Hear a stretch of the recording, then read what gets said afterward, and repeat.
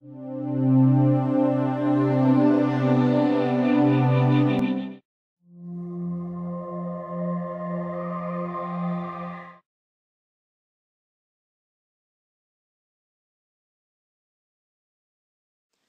everyone, welcome to our easy class. In the last class, we talked about the new trend of internet, cloud services. In this class, we are going to discuss how cloud technologies influence e-commerce.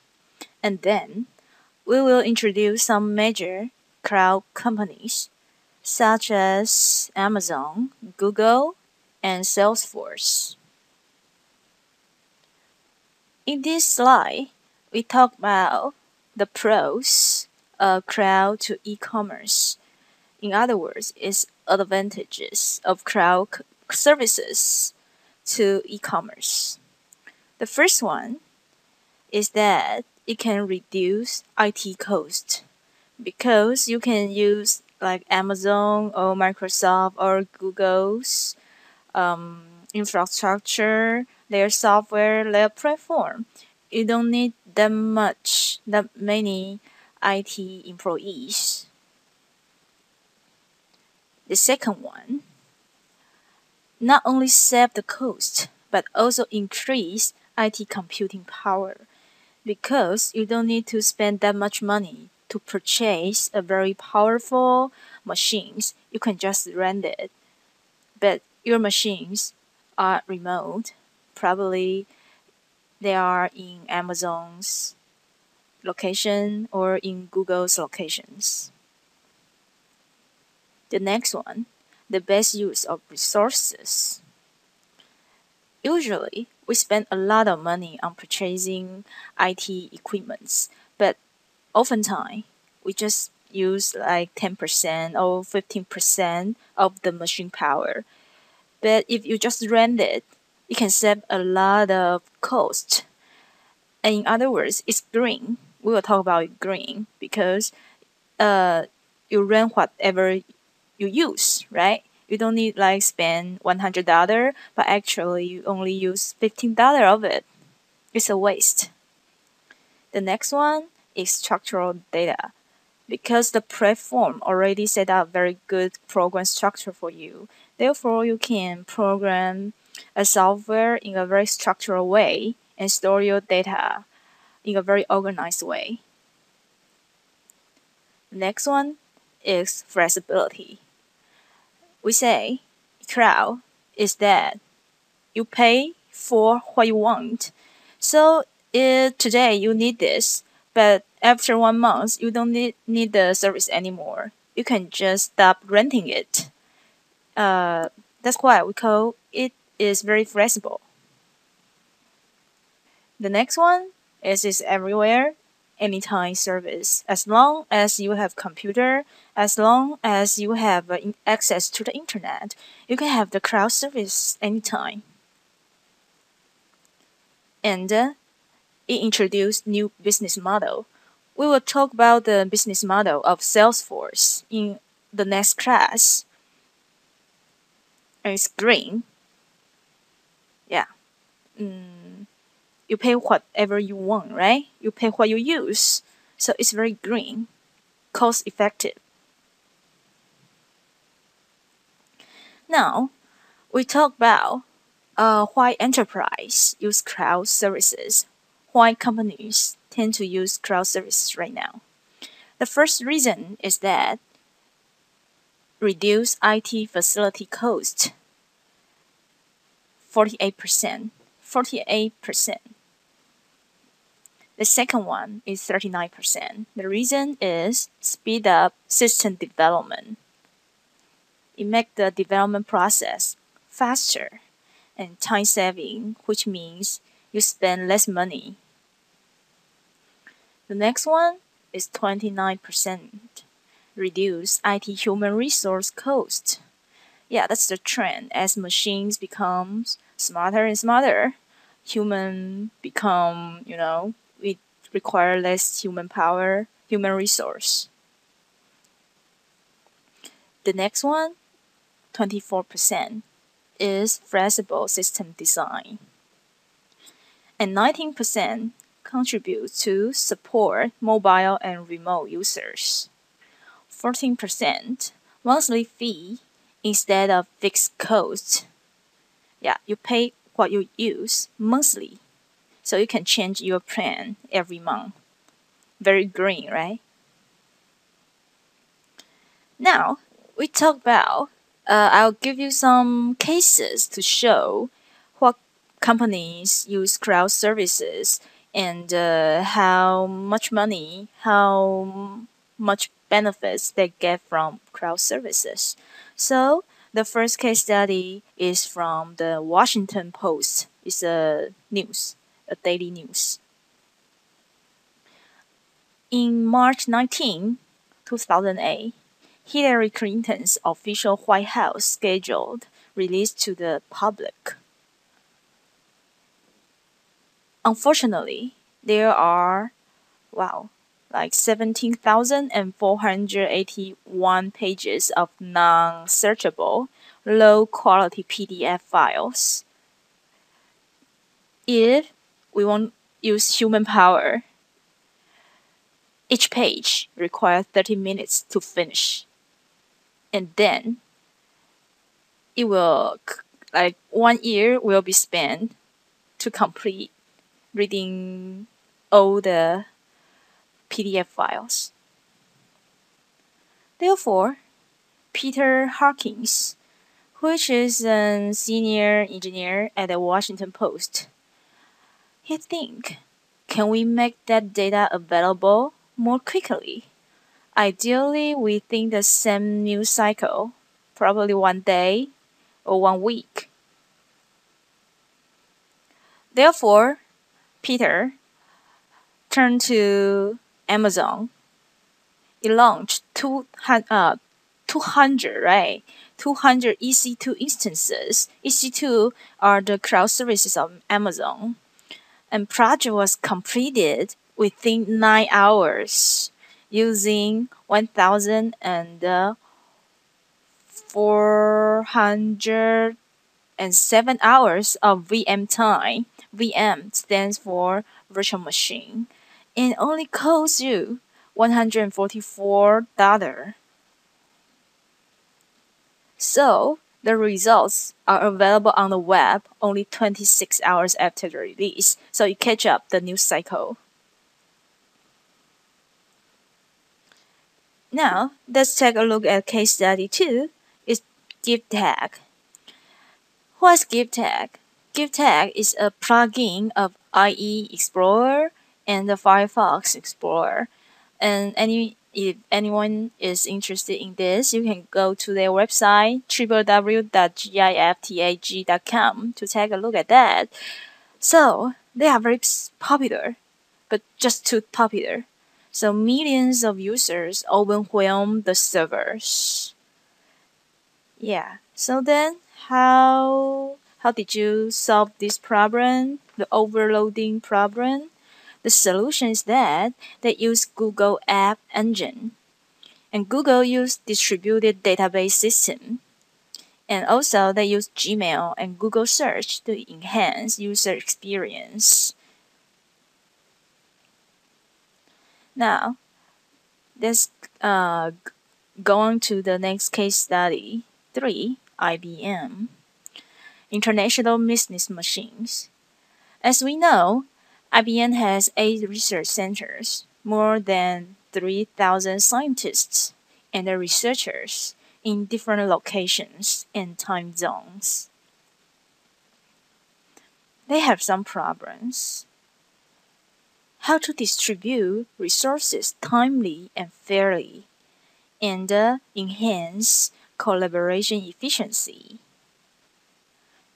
And then they come up with the cloud solution. They use RC2, Research Compute Cloud. And what can RC2 do? First, RC2 can integrate all IBM resources, for example, servers and databases. And then every researcher just needs to log on to RC2 platform, just like you are a member and you use your user ID and password to log on to that platform, and they can search and exchange information on the platform. Therefore, they can share all the resources timely and fairly. Because now all the resources are on the cloud, right? Anyone, as long as you have a member ID, you can log in and use it from any time and anywhere. And let's take like the results of IBM. The services over 3,900 servers. They have 30 main servers. From this RC2, they save 80% of electricity, which is green, and then improve business integration. The last one is that they speed up research process, very time effective. So let's give a conclusion to crowd. Actually, crowd want to make complexity and difficulty into simplicity. Then you might wonder, how much is the market values? So now I'll give you the predicted market values of cloud services. First, you will grow from 40.7 billion to 240 billion by 2020. Reach its peak of 5.9 billion by 2014. This is a short-term goal. And SAS market is worth 21.2 billion. Grow for the next 5 years to reach a market value of 92.8 billion by 2016. It's a lot of money. Therefore, EC must put an eye on cloud services because they have such a large market. You just cannot miss it. And then I will introduce you the most popular enterprise cloud services here. The first one is human resource management. The second one is collaborative software. It's just like the Boeing example, remember? The third one is customer relationship management, CRM. So in the next class, we'll introduce about Salesforce. And Salesforce is the largest cloud CRM company. Order management system. Content management system. Supply chain management system. Enterprise resource planning, ERP. And Web 2.0. So everybody can see, oh, wow, so many systems we are familiar with will be on the cloud. Yeah, like in the past, you need to ask some solution company to develop a system for your company and install on your company's computers, right? And some IT workers need to come to your company, or you need to hire some IT workers to maintain your systems. But now, if you use cloud services, you just need computer which has Explorer or browser. You just connect to the cloud platform, and then you can enjoy all the systems here. Very flexible and effective. So after talking about so many case studies and so many advantages of cloud services, you might wonder what's the leading e-commerce cloud service companies. So these cloud service companies including Google, Amazon, Apple, Microsoft, and Salesforce. They also have and these three, let's see the last three, actually are very similar. They are all online storage service, while others are with more variety. And in this class, we'll introduce you Dropbox only because they are so similar, and Dropbox is the most popular one currently. The first is Google Cloud, which you and I might be very familiar with. Google provides Gmail, voice, calendar, video, Google Doc. Furthermore, they also have collaboration platform service. Now, let's take a look at a video which makes Google Cloud more clear to you. So come back later and please enjoy the video. Google Apps is a suite of web-based messaging and collaboration applications for schools, businesses, and other organizations. Until now, Google Apps users could only access a limited set of Google services. But today, we're changing our account infrastructure to give you the convenience of accessing many more Google products while letting Google Apps administrators control which products are available to their users. You'll be able to track important news with Google Reader, advertise online with AdWords, manage calls and voicemail with Google Voice, and much more, all from your Google Apps account. Take Mary, for example. She's on the marketing team at AltoStrat Inc., a company that runs its business on Google Apps. At a recent event, she took pictures she'd like to upload to Picasso web albums and share on the company's Blogger blog. With her old Google Apps account, Mary couldn't log in to either of these services. But now, Mary will be able to access these applications and many more. Administrators can control which applications are available to their organization from the Google Apps control panel. Google Apps for business and education customers can even customize which services are available to different groups of users within their organization. For example, the administrator at AltoStrat Inc. could restrict access to Blogger so that only Mary and the rest of the marketing department have access. The ability for Google Apps accounts to access many more Google services is available for new organizations that sign up for Google Apps now. Existing Google Apps customers will be moved to the new account infrastructure in the next few months, but customers who would like more control over the timing of the change can start today, using the transition wizard in the Google Apps control panel. To get started, sign into the administrative control panel and click the Get Started button. After you've completed the transition, your users will have access to rapid innovations across a much wider set of existing and future Google products, and you can offer the right tools to the right users by managing which applications are available within your organization. To learn more about the new possibilities with Google Apps, visit google.com/apps/more.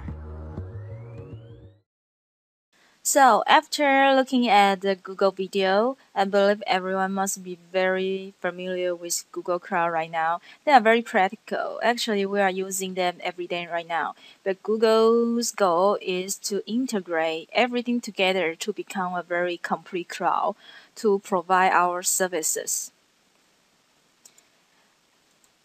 Besides that, actually Google also have app engine for developers.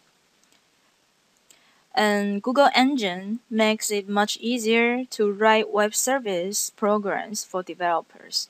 Google Engine has dynamic web serving with full support for common web technologies. And they also have persistent storage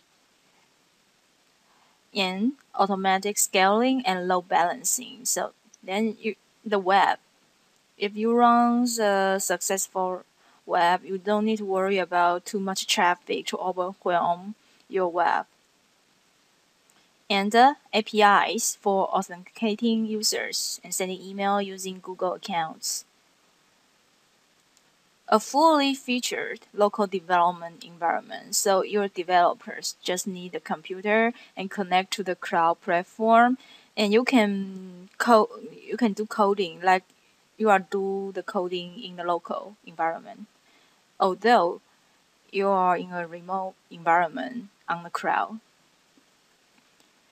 And task queues and schedule tasks. So probably some of you not very familiar with this one because probably many of you are the managers, the other boss, the management positions. and the Google App Engine actually are for the developers. But the thing you need to know is that probably before you need to hire like 5 developers to build up a web, but now using Google App Engine you only need like 2 developers. You save a lot of money. That's the good thing for cloud. And then we'll introduce another one is Amazon, AWS, Amazon Web Services. Amazon is the largest cloud company in terms of the variety of cloud services. Amazon provides cloud computing, cloud storage, cloud database, content delivery, and payment monitoring.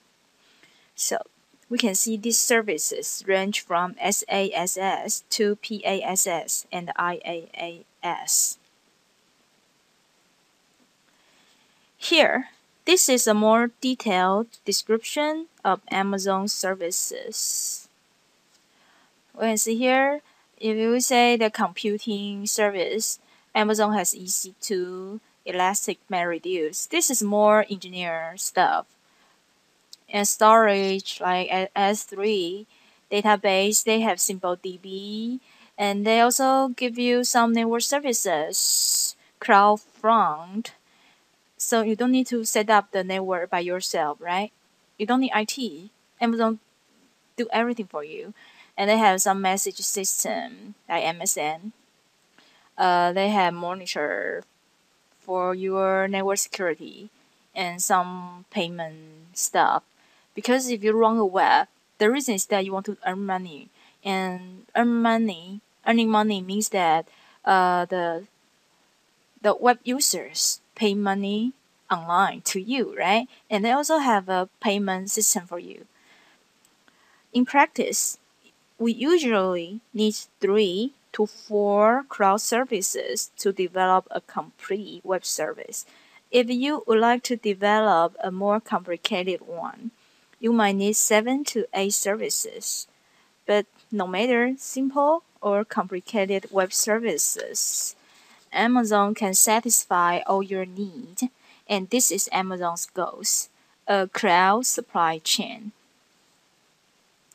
So now, I will give you a brief summary of Amazon's major cloud service. The first one is EC2, stands for Elastic Compute Cloud, and it is an IaaS service and runs virtual machines. Yeah, I'm not sure if anyone know what virtual machines are. Actually, if you have a computer, you are the only user. But virtual machines can make one computer become multiple computers, and multiple users can use the computer at the same time. So it can save a lot of cost. One computer for 10 users, but not 10 computers for 10 users. Yeah, see the point? And the user can install software and perform flexible management. The next one is S3, Simple Storage Service. It's a storage pool. You can put just everything on the S3 instead of put on your local hard disk. The third one is EBAs, Elastic Block Store. Actually, it is used to manage the virtual machines. And now, I'll give you a comparison between Amazon and the Google. EC2, Elastic Compute Cloud, is a lower IaaS, and while we talk about GAE, Google App Engine, it means higher PaaS. Yeah, so SaaS, PaaS, IaaS are the very basic concepts of cloud services. I hope everyone will be very familiar and understand what they are. And this is the free service quota of AWS, just for your reference.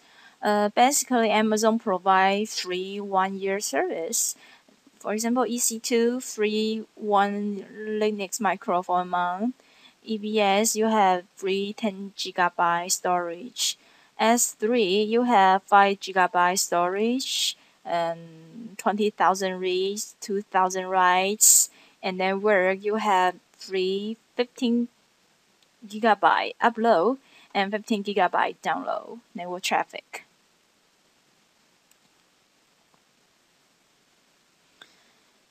Okay, and then we'll talk about who uses AWS to make their business more successful.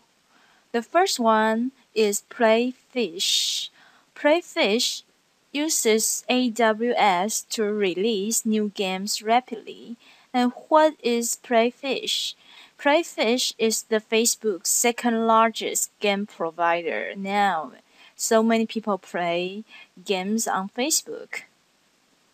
And let's see how much money Playfish earns. Playfish earns 55 million.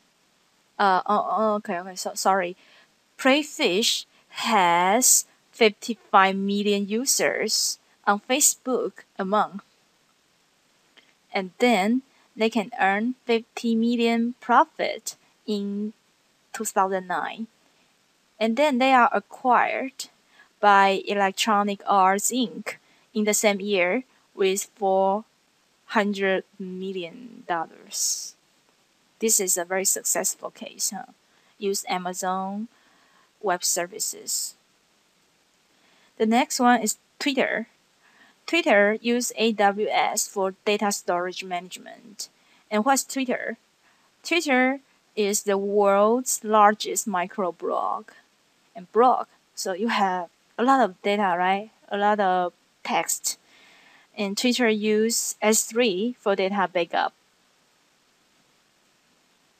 And this is an AWS interface. We can see here, if you are a member, you go to AWS management. You can see we have S3 here, EC2, VPC, CloudWatch for security, and you have some more engineering stuff, MapReduce, CloudFront, and so on. So if you are interested in that, you can. I think we don't have time for playing the video now, but you can go to YouTube and search for AWS demo, and you can watch a lot of demo online, very vivid. And the following up is Apple Cloud.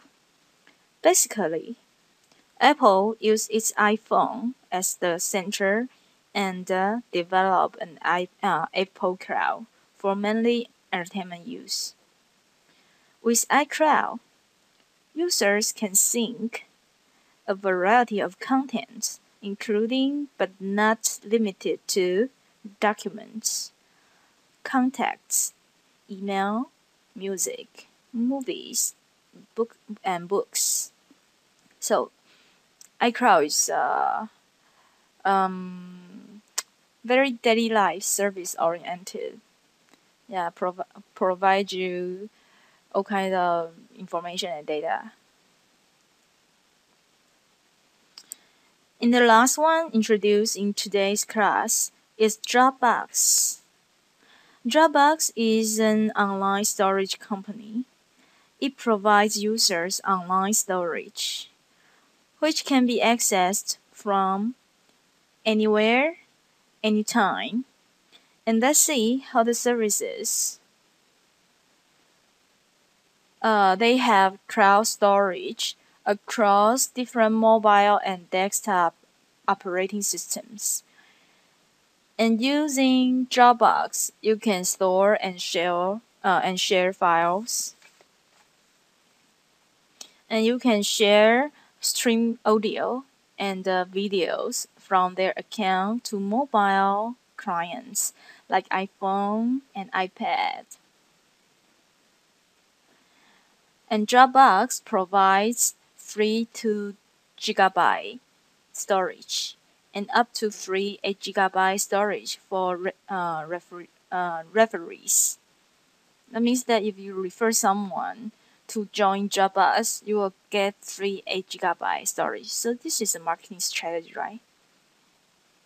Then Pay account starts with 9.99 a month for 50 gigabyte. Yeah, it's quite large, huh? And offer 100 gigabyte plan and a large quota plan. The more you use, the cheaper the services. Okay.